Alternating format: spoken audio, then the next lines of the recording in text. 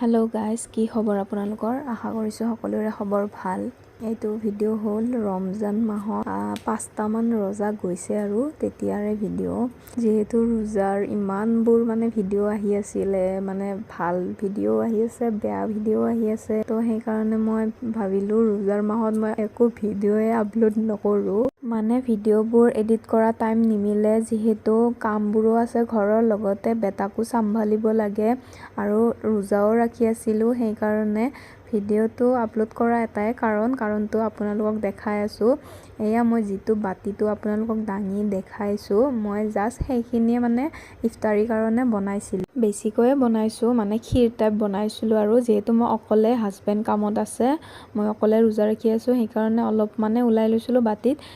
বাকীখিনি যিবোৰ কাষত আছে ইফতাৰী বস্তু, সেইখিনি মই দেখাব চেষ্টা কৰিছোঁ যে মইতো অলপ বনাইছিলোঁ, কিন্তু খোৱা টাইমত যেতিয়া আজান দিব আৰু ইফতাৰী কৰিম, সেই সময়খিনিত আৰু ইমানবোৰ বস্তু আহিছে। মোৰ শাহু আম্মাহঁতেও দি পঠাইছে, কাষৰ দাদাহঁতেও দিছে আৰু মোৰ আম্মাহঁতৰ ফালৰ পৰা, মোৰ ঘৰৰ ফালৰ পৰাও দি পঠাইছে।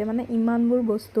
এই ৰমজান মাহটোৱে ইমান বৰকতৰ মাহ যে ঘৰত বস্তু নাথাকিলেও এই আজানৰ টাইমৰ আগে হ'লেও যিয়ে নহওক কিয়, কিন্তু বস্তুখিনি যোগাৰ হৈ যায়। চবখিনি বস্তুৱে আমি খাব পাওঁ বা আমাৰ ৰুহ ভৰাই খাওঁ আৰু আল্লাহৰ পৰা এইখিনি বৰকত আহি যায়। আপোনালোকে ভিডিঅ'টো কেনেকুৱা লাগিছে জনাবচোন পাৰিলে কমেণ্টত। সেয়ে আৰু ৰোজাৰ মাহটো আহিলে ভাল লাগে। ৰোজাৰ মাহটোত ইমানখিনি বৰকত দিয়ে আল্লাহে।